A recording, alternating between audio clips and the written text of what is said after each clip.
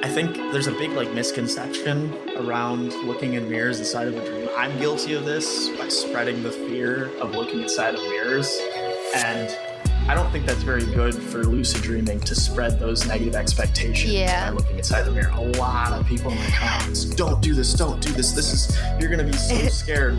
Don't tell people. Yeah, and that's programming too, because lucid dreaming is all about what you believe. If you believe that you suck and you can't do this, that's going to show. If you're scared of something, it's going to become scarier, I've had cool mirror experiences. Yeah, me too. And if you want to become a true lucid dreamer, you have to not listen to the mob of people that are telling you what to expect when you lucid dream. You have to be a real lucid dreamer and be aware that those people aren't you.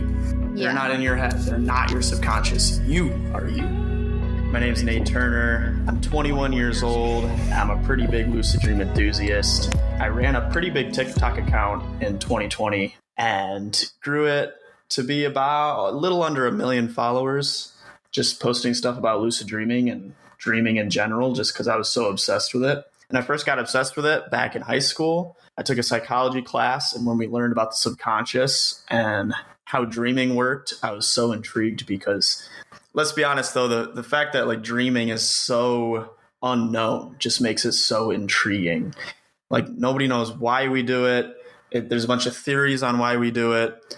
We just kind of know how it happens. And it just intrigued me so much. And I did a project and I came across lucid dreaming while doing that project. And I didn't really know what it was at first. I wasn't really into it that much. I didn't really even think it was real, to be honest with you. How is that even possible? How can you just control your dreams? That just sounds so far-fetched. About a year later, after that was done, I came across a YouTube video about lucid dreaming. And so I watched it and I was like, well, you know what? It's worth a try. Tried it. I failed. Tried it again. Failed. I gave up. Another 6 months go by. I try it again. And I had my first lucid dream after about 10 days of trying. And after that, I was completely hooked. It is so cool. It is the coolest thing ever to exist. Lucid dreaming is so cool. And so I started teaching myself how to do it, just kind of following online stuff. Slowly got into learning the science behind it and all sorts of different techniques, and started posting content on it. And it got pretty popular pretty quickly. I started working with some lucid dreaming coaches to kind of fix some of the information that I was putting out there because it wasn't exactly accurate. It was a lot of clickbaity stuff that I was just kind of posting to get views. And now that I kind of know a little bit more about it, I love teaching it and I love doing it. And I just love everything about it. That's awesome. That's super cool. It's crazy to me that you were one of those people that really didn't think lucid dreaming was real. There's really people out there just because you've never had experienced it, I guess. Yeah. Even to this day in my comment sections all the time. This isn't real. This isn't real. You can't do that. That's not real. And, it's been proven. It's scientifically proven. And the anecdotal evidence is insane with the millions of people that do it. So I'm pretty confident to say that's real. Oh, for sure. I mean, I definitely know it's real. I think a lot of people get frustrated, at first when they're not able to induce it right away. They get frustrated. And that frustration, if anything, I think is a limiting belief that holds you back even more. Oh, absolutely. It's the same with anything. I mean, think about weightlifting. If you go to the gym for a month, you're not going to see results. And maybe you'll stop following the guy that you're watching because you're not seeing results and you just kind of dismiss it rather than just keep going. Yeah. So when you heard about it, what about it made you want to try it and really commit to trying to induce it? I watched, there's a guy named How to Lucid that was kind of blown up at the time as well. And I saw a video, essentially was a first person view. Maybe it wasn't How to Lucid. It was one of the other YouTubers, but it was a point of view on kind of what lucid dreaming looked like. I watched just a bunch of different videos on it and I was like, well, let's try it, see what happens. And I just didn't give up. And after about 10 days of trying, I had my first one. Nice. Was it long? Was it short? Because I know some people, they have their first lucid dream, they get excited, they wake themselves up. Or were you able to stay in the dream that first time? That was me. 5 seconds. Yeah. 5 seconds. And then you were just hooked. I was hooked. So for somebody who had to start from zero pretty much or really learn how to do it, what kind of methods did you find really worked for you? That's a great question, actually. I kind of wish I recorded the whole process of me learning how to do it. But the first thing that I ever tried was what I was told was called the wild technique, where you just wake up and then you lay on your back and then you kind of just picture yourself in the dream and it just kind of happens. That was one of the first lucid dreams that I had. Although it was a dream-induced lucid dream, I became lucid inside the dream. I didn't become lucid through the waking life and kind of watching it happen. That was the first thing that I ever tried and it worked, but then it never worked again. So I tried other techniques like the wake back to bed method. I dream journal a lot, and I did some lucid dream hypnosis. I listened to a lot of those on YouTube, and those really helped me a lot. After talking to a couple of guys that study it pretty consistently, they say that there's no evidence to suggest that those help at all.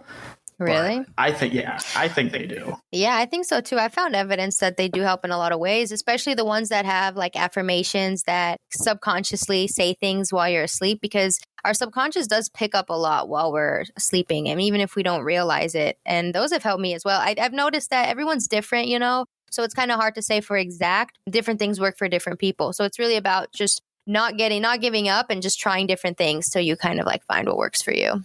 Yeah, absolutely. And I think for beginners, it's super important that at the beginning, you just become absolutely obsessed with it. Yeah. When I was super obsessed with it, that's when I was having the most of my lucid dreams, just because I was thinking about it all day. I was making content on it all day. I was reading about it all day. Like, there's no doubt in my mind that's one of the main reasons I had them a lot. Yeah, the more you think about it and research it, you're incubating that into your head. So it's just about like the overall awareness. The more aware you are during your waking life, the more likely you are to think about the fact that you're dreaming in your dreams. Mm-hmm. Do you dream journal now, or do you just kind of make content and just kind of do that kind of research? I haven't dream journaled in a little bit. I just started getting back into lucid dreaming. I went on a pretty big dry spell with how much I work and how inconsistent my sleep schedule was. It was kind of hard for me to really do anything with lucid dreaming. I still had random ones here and there, but I kind of just stopped trying.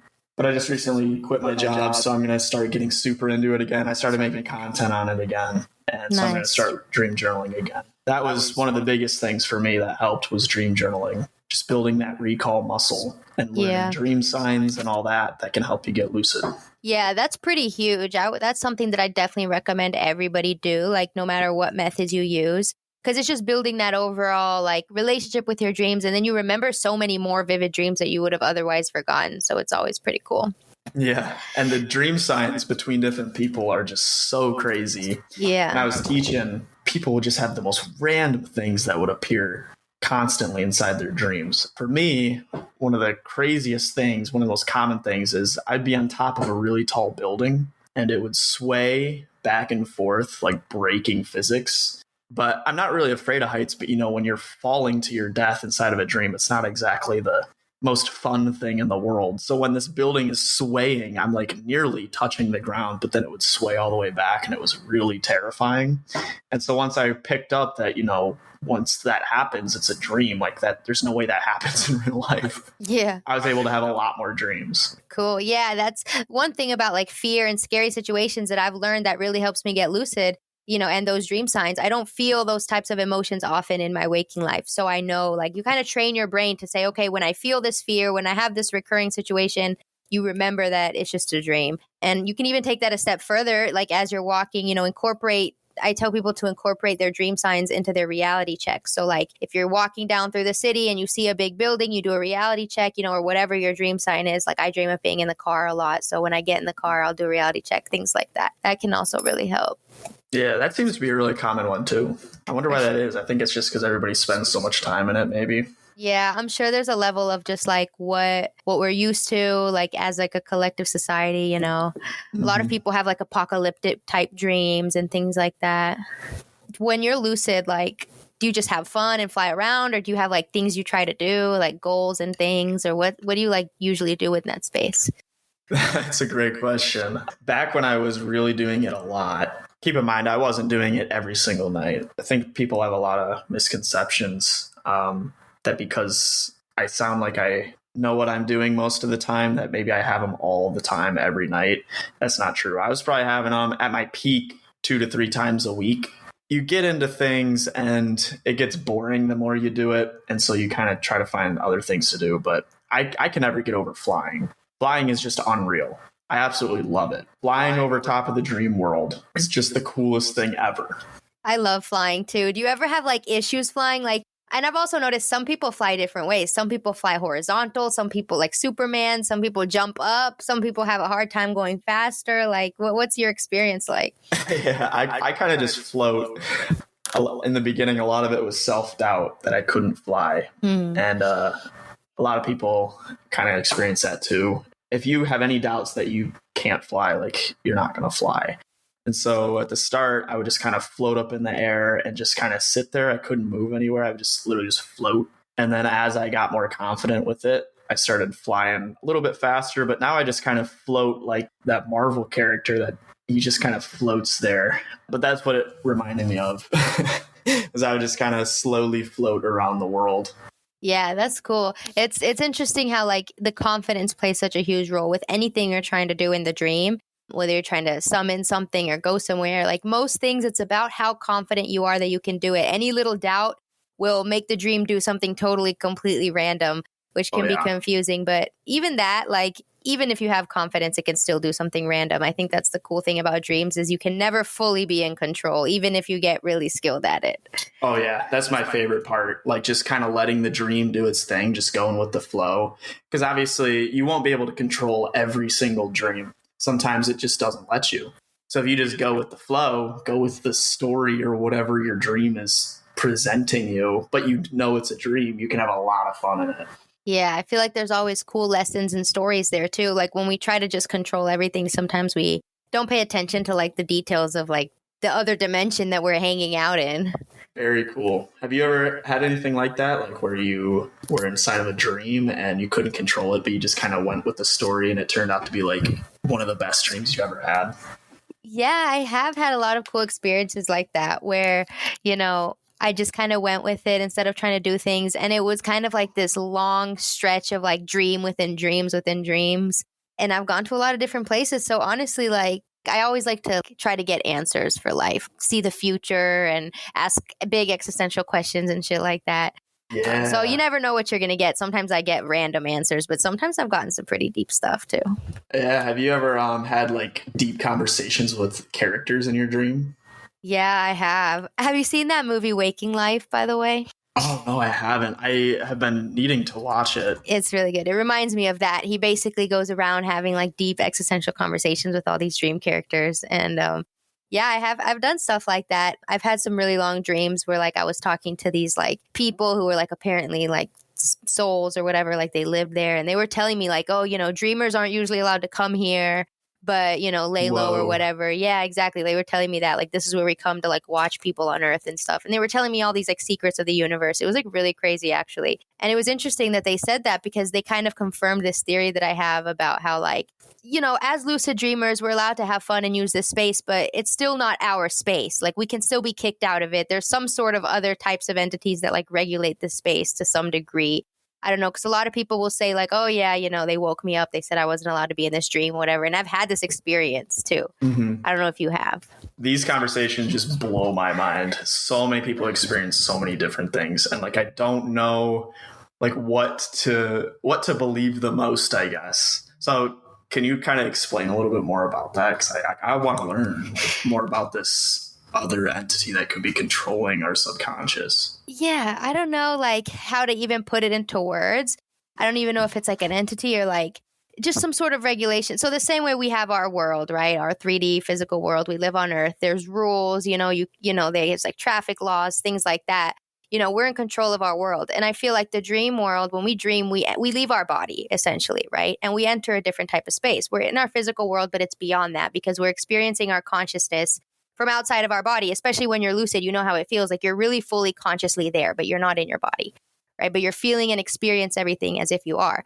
So my idea is that we go somewhere else, right? And this space that we go, the dream world or whatever you call it, astral plane, whatever name people give it, is a space that we share with other people, other conscious. It's like a pool that like the whole collective consciousness is attached to. But I think that other entities too can meet us there. Like that's why people are able to meet up with their deceased grandparents, you know, or people that have passed and get messages and things like that in their dreams. Like there's all these crazy stories of people getting information that they didn't have in real life, getting information from people that have passed, you know, and this happens a lot. And when I was having that dream that one time, I was with these spirits that they were like my friends. They were my spirit guides. One of them said that they knew me in a past life, shit like that. And they were in this room with me and they're like, yeah, dreamers aren't allowed to be here because, you know, like whatever. I don't know what the reasoning was, but they were like letting me in or whatever. They were my friends and they were telling me like, yeah, just lay low, you know, don't do anything crazy. Don't act loose. Basically, like don't act like a lucid dreamer, changing the color of the sky and acting crazy. Right. So I was just laying low. So yeah, it's just interesting. Like, of course, I don't have all the answers, but I definitely feel like there's something more there than just a dream, you know? It's like an actual shared space that we access. Do you think it could be like a higher power, like an extraterrestrial, like simulation theory? I don't know how much you've gotten into that, but yeah, I think it could be both. I definitely think, I mean, I have so many theories. It's really hard to say. Like, I believe in kind of anything could be possible. I do believe there's like a higher power, different types of higher powers, higher beings that are more elevated, enlightened, whatever you call it. Somebody's got to be in control of something. I don't know. Maybe they have regions. I'm sure that aliens and extraterrestrials have some sort of grip on, you know, like the same way we colonize different countries and areas. Like I'm sure in other dimensions, it's like similar, you know, like different people, different beings, different alien races, you know, have different amounts of control. Because there's been stories of people getting, what do you call them, abducted by aliens through their dreams and stuff, you know? It's absolutely insane. Like my brain can't even comprehend any of that. I know. It's crazy. It's crazy. It all sounds like sci-fi, but I don't know. Like there's definitely some truth to some of it and we're just not able to fully understand it. Yeah. And that one day maybe we will. Yeah, maybe. As of now that you're getting back into it, have you started to have more lucid dreams again? Yeah, absolutely. I actually had one last night. As with everybody, it only lasted a couple seconds. Yeah. What kind of things do you do? Or I don't know if you've gotten into any like techniques to stabilize and keep the dream going longer. Yeah, I've tried a couple different things. One of my favorite ones is meditating, actually. I think meditation inside of the dreams is very cool. And typically when I meditate, I'll lay down. Well, not lay down, but sit down. I'll close my eyes and I'll really try to connect with my head, but inside the dream. So it's literally my brain inside the dream, even though it's inside my brain. It's so trippy to think about. And I'll sit there and just kind of collect my emotion, not get too excited, not get too happy, just kind of sit there and just think about what I want to dream about. And usually when I open my eyes, I'm either inside the dream that I had just pictured while meditating in the dream, or it's like a completely different scene. And now I have to either change the scene again or just kind of go with whatever scene that I'm in. I really love playing professional sports in my dreams. I never got the chance to do that in real life. So, you know, I get to play baseball or basketball in front of massive crowds inside my dreams and be the best player. Like literally go up to bat and hit a home run in front of hundreds of thousands of these dream people. Yeah, that's dope that you really get to live out your wildest dreams and stuff. I feel like I have so many things I want to do that I can never think on the spot of like what I want to do. I have to like kind of have an idea beforehand, or I'll blank out and I'll be like, I don't know, I'll just fly around. Yeah, that's one of my favorite techniques too is, but you write out the dream that you want. Everything, taste, smell, whatever is inside of your dream, sights, the colors, the people, whatever, like absolutely every descriptive word you can use inside your dreams, you write it down and you essentially visualize it before you go to sleep. And if at any point you wake up, you revisualize that dream, or maybe it'll happen because your brain wants to do it so badly that it will just do it. Is it the Wild technique? I don't know. It has to do with writing stuff down. It's cool. Yeah, it makes sense. I haven't actually tried it specifically that way, but I'll usually get lucid however it happens. Like usually for me, it's like spontaneous, or I'll notice something is weird. I do reality checks a lot. So I'll be like, this is off. Let me do a reality check. And usually that'll work for me. And then I'll kind of, because I have an idea of what I want to do, I'll get creative because, sometimes the dream, like you never know what scene I'm going to be in or what's going to be around. So I kind of get creative and make things up as I go, but with a common idea of like things I want to try. Like if I want to go to Egypt or something, like I'll try to open different doors and see if I can like change the scene. Yeah, or step through a mirror. Have you ever done that? No, have you? Yeah, that's insane. What happened? It was just a completely black room. This is one of the only times I've done it. And it was just completely black. And I look back and the mirror shows the dream world that I had just left. Some lights came down on me as if I was like inside of a studio. And there was a director with a camera and the stage kind of lit up and it was like a studio out of Hollywood. I was so confused. And I ended up walking out of the studio and I was in Hollywood and it felt so real, like I was in Hollywood. Exactly how I pictured it, exactly how I expected it to look like. It was unreal. It was crazy. That's cool. Yeah, I feel like mirrors are a really good way to like just experience something different and change the scene. I haven't stepped through it, but I have like looked in a mirror and I've in my dream like changed my appearance to like just a bunch of different characters. It was cool. Were you disturbed at all? No, I was confused because I looked in the mirror and I was Paul McCartney. And like, I don't know why, but it was very weird. And I was just like moving around. I was like, okay, this is cool. Like, you can shapeshift. I was still me, but in a different body. Yeah, I've heard a lot of stuff like that too. And I think there's a big like misconception around looking in mirrors inside of a dream. I'm guilty of this by spreading the fear of looking inside of mirrors. And I don't think that's very good for lucid dreaming to spread those negative expectations by looking inside the mirror. A lot of people in my comments, don't do this. You're going to be so scared. Like, don't tell people. Yeah, and that's programming too, because lucid dreaming is all about what you believe. If you believe that you suck and you can't do this, that's going to show. If you're scared of something, it's going to become scarier, I've had cool mirror experiences.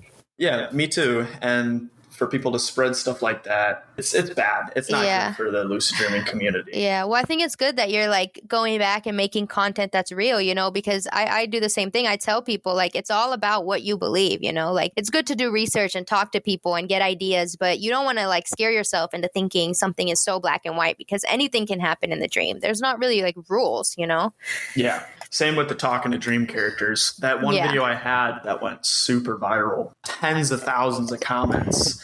Don't talk to your dream characters. It'll turn bad. Don't talk to your dream characters. That. You'll get stuck. And it's like, where do you hear this stuff? Yeah. People love to spread fear. I love talking to dream characters. They've given me some good life advice. Same. Before we continue, I want to take a second to tell you guys about these Doublewood supplements that I've been taking for lucid dreaming. Now, of course, as always, this is not medical advice, but supplements can be really good for people that already have an established lucid dreaming practice and want to expand on that and try new things. Doublewood has a lot of supplements that are specifically for the brain functioning related to lucid dreaming. Currently, I'm trying Alpha GPC, galantamine, and their 5-HTP, which are really good, and lucid dreamers swear by it. I actually have a discount code DREAM10, and you can click the link in the description to use my affiliate link so that you can get your supplements and support me at the same time. I've been trying them out, so follow me on TikTok to see how they affect my dreams over the course of like a week and a month. I'll be posting reviews. And it's crazy to think that all those dream characters are people we've seen. Like at some point we've seen them in video games, in real life, walking down the street, whatever it is. Maybe, yeah. I think there's a combination. So I've always believed this. And of course, it's just my theory. Like our dreams are, partially things that we store from our subconscious memory, regurgitations, like even in people in the back of your eye or the people you saw like passing by in traffic that you don't even realize you register, right? But like I was saying earlier, how it's a shared space, I do think there's an element of some dream characters. Maybe there's the unconscious ones that our brain produces. But I do believe there are conscious dream characters, like other types of like non-human beings that just live in the dream world and can visit our dreams and, things like that. Yeah. I think there's both. There's a command for lucid dreaming that goes something like remove all conscious dream characters. And I've tried this before and like 80% of the people in the dream disappeared. Only like a few people stayed. Oh, like a Thanos snap. Kinda, yeah. That's wild. Yeah. The video you were talking about that where you said to ask them the date and time, which I always thought was cool. And I noticed a lot of people commenting like, oh, that doesn't work. And you never know what's going to work. Like sometimes they might give you a random answer. Sometimes they might tell you, like in my dream, they were like, oh yeah, this is the year 2029. We own a restaurant now. This is what our future looks like. I was like, cool. Yeah, a lot of people asked me what mine was, and I never released a video on it just because I don't know if I'm going to release a lot of my experiences because I don't want to give expectations to people and then them kind of take those into account when they're dreaming. When I asked them, they just told me it was my birthday, and I thought that was pretty cool. That is May 26, 2001. Oh, nice. Yeah. I often don't share my dreams either, but I do in the context of like, this is what I did, but just keep in mind that you never know what's going to happen. This is something you can try just to see that this is, something cool can happen. You never know how people are going to take it, but it's good to spread the idea that there's just like so many possibilities of things you can do while you're dreaming. Yeah, maybe I should start sharing them so that way people listen to my experiences rather than the people in the comments. Yeah, exactly. Yeah, you should. You should, definitely. And you can even say in there, like every once in a while, like I do, like, this is how it went for me, but like just try it, see what happens. And you never know what's going to happen because everyone's different. Yeah, don't listen to these fools. Yeah, try for yourself. Yeah. True lucidity. So lucid is to be aware. Yeah. True lucid dreamers will not take anybody's expectation into account. Exactly. True lucid dreamers do not do that. That is true. Yes, exactly. You take all the research and all the ideas, but the best source of information is your own experience. Absolutely. You know how they say when you read numbers or text in a dream, it might be gibberish or it might not work or something like that. It's a common reality check too, to check your phone because your phone might not work in a dream and people will even say, oh, it's dangerous, whatever. And I've had dreams where I check my phone and it works normal. I've had my dreams where I check my phone and it's gibberish and I got lucid, or I read text and it's gibberish, or sometimes I read text and it's another language, and sometimes it's English. So I've had both, You really never know. So every funny. Dream is different. Literally every dream is different. That's so funny because I've never been able to see my phone in my dreams. Really? In fact, I stopped. One of the reality checks that I used to tell people to do is to install notification on their phone. And like every 30 minutes when your phone buzzes, do a reality check. Yeah. But since my phone's never in my dream, it's I not never likely became to happen. lucid. Exactly. Yeah, that's why I don't recommend that as a reality check either. Unless unless a phone is a dream sign for you and you're always holding your phone. But even so, maybe the alarm won't be effective, but every time you see your phone, you can do a reality check if you have your phone in your dream a lot. Yeah, absolutely. One of the easiest ones that I did, and it worked really well for me, was just putting a dot on my hand, and that dot was inside my dreams as well. When I'd look down at my hands, and usually when I look down at my hands in general, like they're all wild. I don't know if you've seen my profile photo, but that's kind of what they look like inside my dreams. That's cool. So as a reality check, do you just look at your hands, or do you do anything in specific to like test it out? I just look at my hands. Typically my fingers either more or less, or they're super long sometimes, or like zigzagged. They're kind of all over the place. But that's the one that I rely on the most. And I know there's a lot of them out there, but they all work differently for different people. So it's important to do multiple ones just to make sure. But there's always that one that works most of the time. Yeah. Everyone has like their kind of go-to. So like what I do is I'll stretch my finger and it stretches like rubber, like a giant rubber finger. And that has usually worked for me. But the other day it like didn't work for the first time. Like nothing happened. So I was like, oh, okay, this is not a dream. And it was a dream. So I just didn't catch it. But that's why I didn't become lucid. Yeah. So sometimes your brain can still like trick you or not catch onto it. Or sometimes I'll even be like, oh, I have 18 fingers. Like, oh, that's normal. I'm not dreaming. Yeah. I remember learning that when we dream, there's a certain part of our brain that shuts off that makes it so we can tell the difference between reality and dreams. It shuts off. That's why like the craziest things will happen in your dream and you just think it's normal. It makes sense though, because it's kind of hard to differentiate reality and dream. It's a skill, like a mental skill to kind of catch the fact that something's off and you're actually dreaming. Like it kind of has taken me some training. And it eventually becomes almost like second nature, where you can just kind of feel that it's a dream. Yeah. Like sometimes I don't even need a reality check. Yeah. I always do it as a backup anyways. But yeah, it definitely takes time. It takes time. It's literally like building muscle. Yeah. You can't go to the gym for a month and expect results. It takes a year. It takes a long time, and you got to be consistent. Yeah. I think a lot of people don't understand that. They just want to lucid dream tonight. They just want to be really good at it by watching this one video. Exactly. Don't get me wrong, works for some people. Some people are just naturally better at it. Some people are naturally worse at it. But the better you get, the easier it is to have a lucid dream tonight, Mm-hmm. And there's this guy, Daniel Love. Have you ever heard of him? I don't think so. He kind of took my videos and then just kind of destroyed them on his live stream. Wow. And I talked to him and he kind of taught me more about lucid dreaming. And he talked about how beginner lucid dreamers have about a 6% chance on any given night of having a lucid dream if they're dream journaling, they're doing their reality checks, they're thinking about it. While somebody who does that every day for a year has more of a 50% chance on any given night of having a dream. So it takes time to get up there, and it takes work to get up there. It takes a lot of work to get up to the point where on any given night, you have a 50-50 chance of having a lucid dream. But beginners, you have about a 6% chance on any given night of having a lucid dream. So you could go 100 nights without having a lucid dream, and then the next 100 nights, you'll have 12 lucid dreams. Yeah, it makes sense, because you don't want to get so frustrated. Like, it's kind of like a gift to become lucid. You got to earn it, in a way.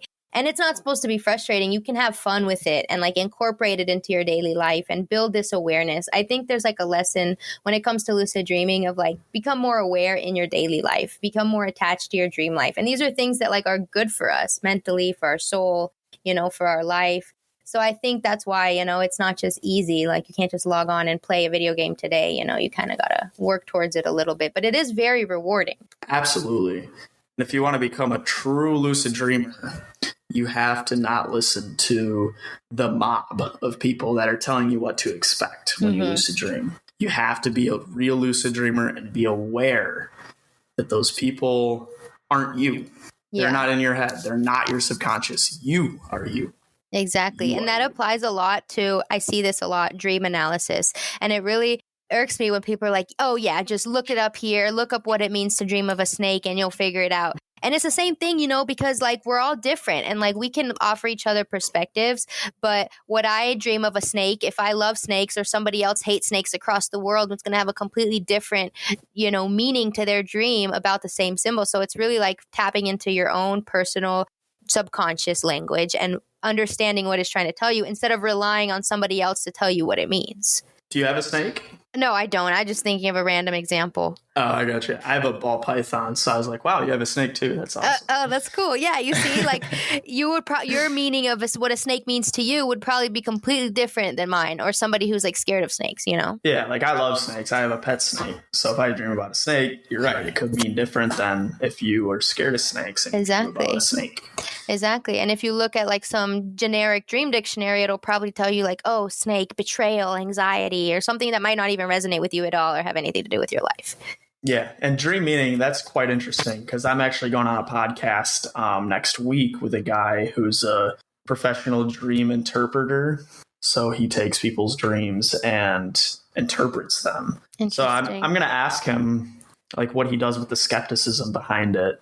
I guess I'll share it with you. Cool. Yeah, there are some pretty tried and true methods of interpreting dreams, and you can't help somebody interpret the dream. But from what I've found, and I don't know what his method is, but I'll speak from what I've learned, is that there's a way where you can guide somebody in order to help them interview their own dreams. But instead of me telling you oh, I think your dream means this, this, and this, your future is this, whatever, I'm asking you okay, I'm helping you break it down. I'm helping you dissect the symbols of your dream, figure out what the objects in your dream are, the people, the characters, the emotions, the environments, break them down to what they mean, what they're described as, ask all the right questions to describe all of these symbols in a very objective and obvious way. And then take those descriptions and try to, instead of me telling you, I'm kind of asking you the right questions to guide you to figure it out yourself, to see what these connections are into your waking life. Does that make sense? Because you know your waking life better than I do or anybody interpreting your dreams. So I can help you pose the right questions, but you're the one that has to make the connections of okay, well, there's somebody in my life here that could make sense of what that means, and stuff like that. Yeah, super interesting stuff. The theories behind why we dream. And I think dream interpretation falls into one of the theories that our subconscious is trying to tell us something. Super interesting. Yeah. Yeah, I think so too. Your subconscious knows you in your life, so it knows like how to talk to you. Sometimes it's not always literal. It's kind of like cryptic and you have to like figure out what it means, or sometimes it's pointing to something in your past that you have to address that you're not over, because if we go through trauma and stuff, they repress it, they don't think about it, and their dreams will keep bringing it up as like, hey, we haven't addressed this, we have to move on from this. So it's like your internal therapist. Have you ever encountered a dream guide inside your dream? Yeah, I have. I've actually asked for a dream guide a few times while just like screaming to the dream, like, I'm looking for a dream guide. And I've had it happen a couple of times. One of the times it was like a guy and he told me his name or whatever. And he was like going around the dream, like helping me do cool dream stuff. Like we were honestly just having fun, trying different things, like changing things, making them bigger, smaller. I was asking him questions, just helping me do dream stuff, keeping me safe. Super jealous. I've been trying to find one, but I can't.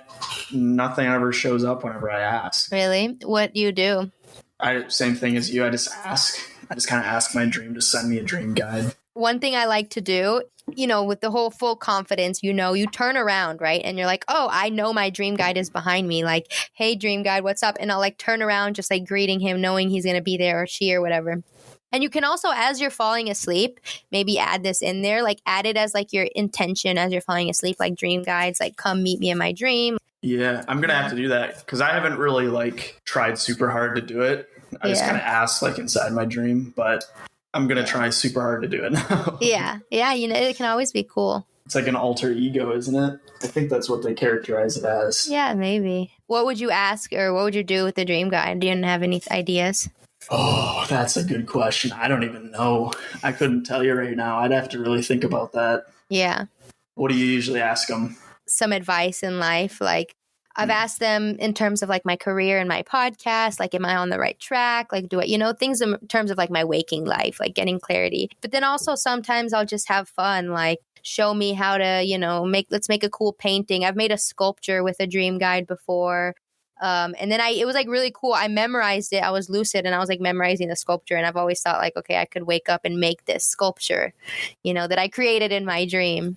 I've done that a few times. So that is maybe I will one day. Awesome to hear. Yeah. I just made a YouTube video about Charlie Puth, and Charlie Puth has lucid dreams quite often. His most recent song, the one, how does it go? It's like, I can hear you over here. I can hear you over here. And left and right or whatever it is. He heard that tune inside of a dream.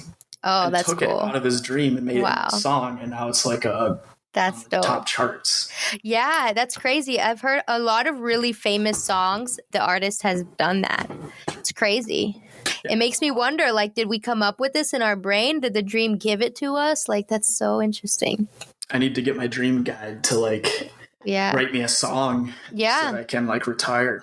It's one of the things on my list. I have this ultimate list of things to do while lucid dreaming. I just dropped it in the chat. You should check it out. But one of the things on there is ask the dream to show you a best-selling book or a best top chart song that doesn't exist yet. The ultimate list of things to do. Oh, let's go through this. This will be awesome. Yeah, it's superpowers. Hell yeah. I broke it into categories. I've made it with some of my lucid dreamer friends. Mind, body, and soul. Huge. I love it. So if anybody needs some inspo, there's good inspo. It's good to kind of have a general idea of things you could try so that you don't blink out once you're there. Ask my dream for my biggest fear. Do this. Don't be scared to do this. Do it. Yeah, exactly. That one takes a lot of practice to not get scared. And if you get sleep paralysis or whatever, to just push through it. Yeah. Do you get it quite often? Yeah, I honestly do. Not as often as I used to. I've gotten used to it, but I'll still get it once in a while. And it doesn't bother me anymore. I kind of like it now because I know that I can torque it into something cool. Sometimes it turns into like a dream or like a false awakening. And every once in a while, it'll still be so scary that I'm like, get me out of here. It still happens. Yeah. It can be quite scary sometimes. I try to tell people to just, push through it. It's the easiest way to get into a lucid dream. You're already there. Yes. But, sometimes you just can't. Yeah, sometimes it's hard. It definitely takes practice, but it's kind of like, facing your fears is just something good for us to do, especially when you just remind yourself in the moment, like, this is just a dream, like, this is just a projection of my fears. Nothing can hurt me. If you're spiritual, say a prayer, whatever it is that works for you, affirmations. all these things will help you get through. Just like giving yourself like positive energy and a pep talk. Oh, absolutely. I had one of the scariest sleep paralysis experiences I've ever had. It already gave me goosebumps just saying it. I was living in this house in Boise, Idaho, and this house was quite haunted. I don't know if somebody died in it. Noises were made during the night, and it felt like a haunted house. It really did. But I was living there alone. Well, first of all, there was all sorts of times where I'd have friends over and they would ask me if I was walking around in the middle of the night, and I was like, no, that I was asleep. Or if I took a shower at 3 a.m. Like some dude seriously told me that he heard the shower turn on at 3 a.m. and somebody took a shower and then got out. And I was asleep the whole time. I thought he was messing with me. But I was asleep one time. This house, I'm gonna try and describe this the best I can. It has downstairs, it has 2 bedrooms connected to a living room, and then a kitchen with a staircase that goes upstairs to 1 bedroom. So the stairs go up to the bedroom. I was sleeping upstairs. One night I woke up and I couldn't move. And I didn't understand what was going on. I didn't really know that it was sleep paralysis at the time. But I heard the front door open and I started hearing footsteps downstairs, like walking toward the staircase. And I started like freaking out. But like I couldn't move, but I also like my brain couldn't comprehend that I was in sleep paralysis. I don't know why or what was going on. Started walking up the steps, and this is giving me goosebumps so bad. Jeez. And I couldn't move. I couldn't go and grab anything to defend myself. I literally couldn't do anything. And the sound came up the steps right up next to my bed. I had my eyes closed. I didn't even want to open them. Whatever happened was going to happen. And I woke up and there was nothing there. I was like, what the heck? That's so creepy. So creepy. Yeah, it's crazy how like we start to experience like all these things that you just don't know if it's real. Am I in my house? Am I in like a different version of my house? Like, am I imagining this? Like, it's just so confusing. You never really know what to do, but I always just remind myself if you can, because sometimes, like you said, like you can't even register that it's a dream. You're just scared. You just want out of there. You don't even know sometimes. Yeah, but and this was literally a couple months ago. Like I had hundreds of experiences with sleep paralysis, and I didn't even know that that's what it was. Yeah. Yeah, it definitely is scary. And it takes a long time to get used to and like muster up the courage to be like, okay, let me talk to this ghost demon thing. What is it even trying to do? When I've actually made a video about this, but I actually did ask it one time, like, who are you? And it told me, I am you. I was like, oh. I don't know how I feel about that. What do I do with that info? Right. No, literally. But yeah, you know, like I think part of it is like our fear projecting out. Maybe it is like maybe we are crossing over through dimensions and we just pass by different energies. And maybe we are just as humans, because we see it as something scary and bad, like we project it as like, oh, a demon. But like maybe it's just like a friendly ghost walking by. Like, you know, we never really know. You never know. Yeah. The only thing that I find a little skeptical is people believe in dream sharing. And I feel like if that was real, it would be super easy to prove because you and somebody else could plan a dream, join it, and be able to give each other the information that you had set before you even went into the dream. The reason it's hard to prove, so my brother and I are actually trying to do this, and I fully believe it's possible. I do believe that it's hard to prove, though, because you have to have 2 people with same lucid dreaming goals to go in there with keywords and remember the dream. Like, you have to be both really dedicated to it, you know? Because even if, like, and my brother and I have gotten close, like, we've had similar dreams. Like, so I had a dream where my brother was in there, and we're currently doing this thing where we're trying to give each other a keyword from within the dream, which you would think, like, yeah, if we could do that, that's pretty solid proof, right? And people have done similar things. Like, I will say there are anecdotal stories. And we've gotten close to doing it because I had a dream and I was fully lucid, but my brother was not. But he was in my dream and I was like telling him, I was like trying to look into his eyes. I don't know. I was like, maybe that'll kind of like wake up his consciousness. I don't know. I was just trying shit because we don't know even how do we, you know, do that. But, and I gave him like, I was trying to get him to become lucid. I was like, hey, you're in my dream, like wake up, you know, whatever. And then I didn't tell him anything, but I told him the next day, like, you're in my dream. Hey, do you remember anything? Like, what did you dream about? And he was like, I felt that you were in my dream, but I couldn't like get lucid. Like I felt like somebody was trying to help me get lucid, but I was like in and out of the dream, in and out of lucidity. Like I couldn't really fully form the dream. So like he couldn't really remember it. So I think it's a matter of like two people being able to have the recall of the same event, you know, which is hard to achieve. It's just hard. Like it is. Yeah. Yeah. But I do believe it's possible, honestly. You think so? We should definitely run some experiments. Yeah, we should. So there was a lucid dreamer that went into a lucid dream and signaled a doctor in the real world by moving his eyes in a certain way. So you can control your eye movement while inside of a lucid dream. Interesting. Now, what somebody's trying to do right now, I forgot what her name is. They're trying to connect a device to track their eye movement while they're inside of the dream to send a message to the real world, like on her Instagram account or whatever it is, that she's inside of the dream. That's hard. There's so many barriers there, but that's cool if they're able to do that. That's awesome, man. And like, I do know I read this book of this lady, Jennifer Dumpert, and she talks a lot about liminal dreaming, which is kind of like that crossing over phase in between. And she was so like good at navigating that space that she would be like half asleep in a dream, fully in a dream, still able to speak and narrate the dream from within the dream because she wasn't fully in a dream. It's like that hypnagogic phase where you're like navigating the border of consciousness. So she was able to speak over through the consciousness border while asleep, but still like voice recording her dream while she was in it. That's so wild. Some of these people have done some incredible things. Yeah.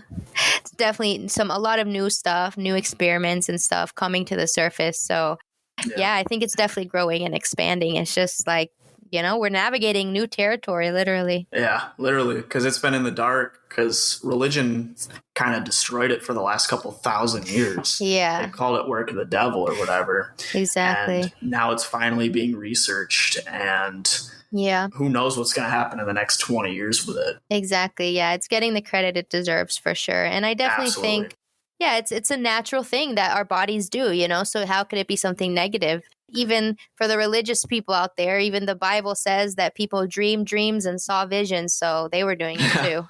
Yeah, and like, I guess I understood where they were coming from at the start, where, you know, God created the world and you shouldn't mess with that world, even if it's the dream world, I guess. I don't know what their reasoning was. Yeah. But God created your subconscious. If that's what they believe, God created your subconscious. Yeah.